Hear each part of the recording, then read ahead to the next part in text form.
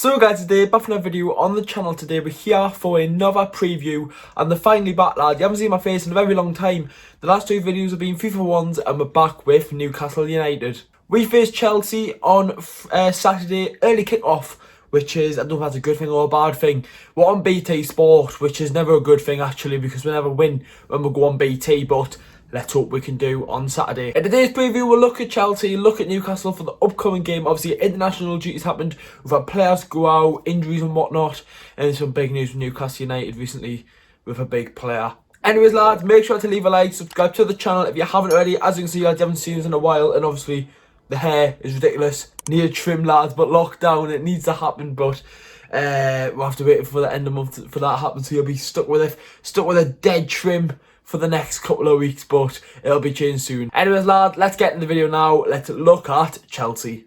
So Chelsea went big in the summer, as we all know, signing some massive players for some big money. Chelsea at the minute sit 5th in the Premier League table and have had a decent start of the season. A couple of funny results, but we will look at their last 6 now. Starting off with a 0-0 draw with Sevilla. Then another 0-0 against Manchester United. A big 4-0 win in Russia. A 3-0 win against the happiest place in Britain, Turf Moor. A 3-0 win over Rennes. And in their last Premier League game, a 4-1 win versus Sheffield United. Chelsea have been decent so far, right? They haven't been amazing, but they haven't been terrible.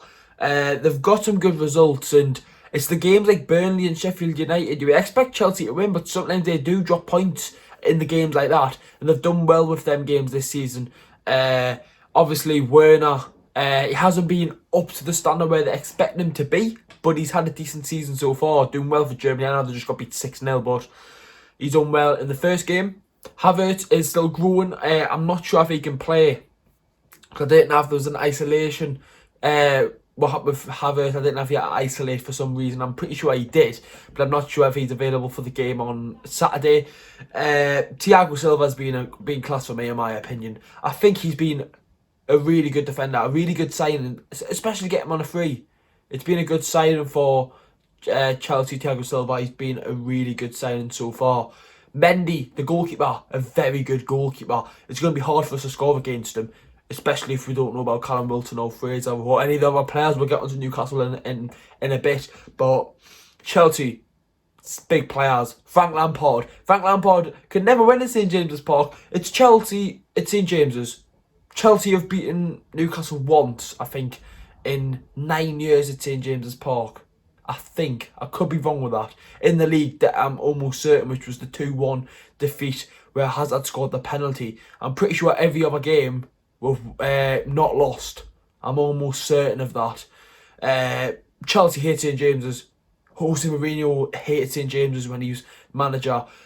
I'm pretty sure we haven't lost to Chelsea at home since 2018, but I'm almost certain we've only lost them once in the last decade, which is unbelievable, especially where Newcastle have been in recent years. But lads, I've got some stuff to say about Newcastle. Obviously, I've made a Newcastle video since the Southampton game. Let's get into the video now. So Newcastle, let's just say, right, it's been a weird couple of weeks. I'm going to start off with something, right? Last Friday, I was in an Xbox party with Sean Longstaff, which was unbelievable. We had a decent laugh. It wasn't just me, it was my pals as well, and some other lads who know the channel. Hopefully you're watching, lads. But that was crazy. I just want to put that out there if you didn't realise. I did put on my socials and whatnot, but it was absolutely madness. I want to put that out there now, because I haven't had the chance to in a Newcastle video.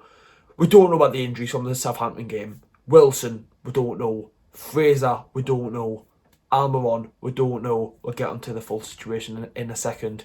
Other injuries, we've got a couple. The centre-backs, who's fit, we don't know. It's a weird one. It is a weird one, and changes have to be made. There will be a predicted team video out tomorrow, lads.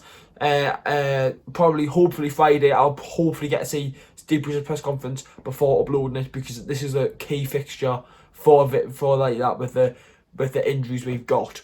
But let's talk about Miggy Almiron. He's came out. His agent said if there wasn't for a pandemic, he would have left the club. It's sad to see. It's sad to see that going to be letting Almiron go. I'm not sure if he's got a release clause in his contract. If he does, any club could buy him. Any club, right? But if the player's unhappy at the club, it's a weird one. Because he's one of the best players and he's wanting to leave. And I tell you why he wants to leave. One fucking man. And that's that fat manager we've got. The fat clueless cunt of Steve Bruce. He's the reason why he wants to leave the club. In his interview with Keith Downey, when he joined the club back in, well, it was in February, the early February of 2019, he stated he joined the club because of Rafa Benitez. He's leaving the club because of that fat prick. No good, man.